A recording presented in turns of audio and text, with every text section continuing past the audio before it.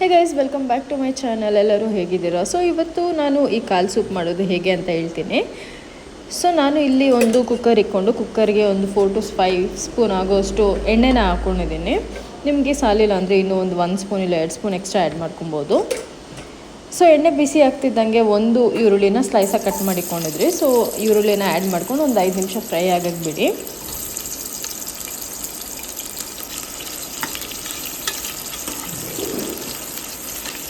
So ಈರುಳ್ಳಿ fry ಆಗ್ತಿದ್ದಂಗೆ ಒಂದು ಕಡ್ಡಿಗೆ ಕರ್ಬೇವಿನ ಸೊಪ್ಪನ್ನ ಆ್ಯಡ್ ಮಾಡ್ಕೊಬೇಕು. ಕರ್ಬೇವಿನ ಸೊಪ್ಪು ಜೊತೆ ಆ ಕಡ್ಡಿ ಇರುತ್ತಲ್ಲ ಅದನ್ನೂ ಹಾಕಿ, ಬಿಕಾಸ್ ಫ್ಲೇವರ್ ಚೆನ್ನಾಗಿರುತ್ತೆ. ಸೊ ಒಂದು ಕರ್ಬೇವಿನ ಸೊಪ್ಪು ಹಾಕ್ಕೊಂಡು ಫ್ರೈ ಮಾಡಿಕೊಂಡು ಇದ್ರ ಜೊತೆಗೆ ನಾವು ತಂದಿದ್ದು 4 ಕಾಲಲ್ಲಿ ಅರ್ಧ ಕಟ್ ಮಾಡಿಸಿ ತೊಗೊಂಬಂದಿದ್ದು.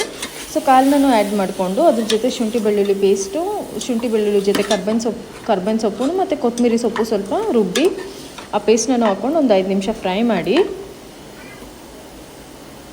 ಸೊ ಈಗ ಅದಾದಮೇಲೆ 1 ಸ್ಪೂನ್ ಆಗೋಷ್ಟು ಮೆಣಸು ಹಾಕ್ಕೊಂಡು, ನಾನಿಲ್ಲಿ ಜೀರಿಗೆ ಹಾಕ್ತಿಲ್ಲ ಯಾಕಂದರೆ ಆಲ್ರೆಡಿ ಶುಂಠಿ ಬೆಳ್ಳುಳ್ಳಿ ಖಾರ ಇರುತ್ತೆ, ಪ್ಲಸ್ ಮೆಣಸೂ ಖಾರ ಇರುತ್ತೆ. ಸೊ ಜೀರಿಗೆ ನಾನು ಹಾಕ್ಕೊಂಡಿಲ್ಲ, ಜೀರಿಗೆ ಆಪ್ಷನಲ್.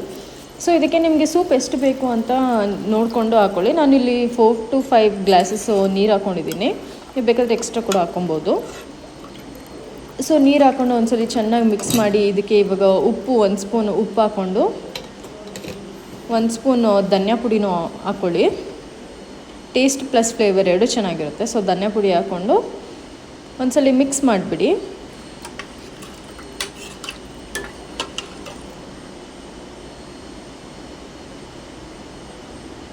ಸೊ ಇವಾಗ ಎಲ್ಲ ಹಾಕಾಗಿದೆ. ಕುಕ್ಕರ್ನ ಕ್ಲೋಸ್ ಮಾಡಿ ಒಂದು 5 to 6 ವಿಸಲ್ ಬರಬೇಕು, ಆವಾಗಲೇ ಫುಲ್ಲಾಗಿ ಕುಕ್ ಆಗಿರುತ್ತೆ.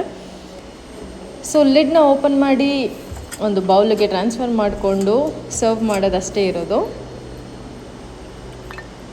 ಸೊ ನೋಡ್ತಿದ್ದೀರಲ್ಲ ಎಷ್ಟು ಚೆನ್ನಾಗಿ ಬಂದಿದೆ.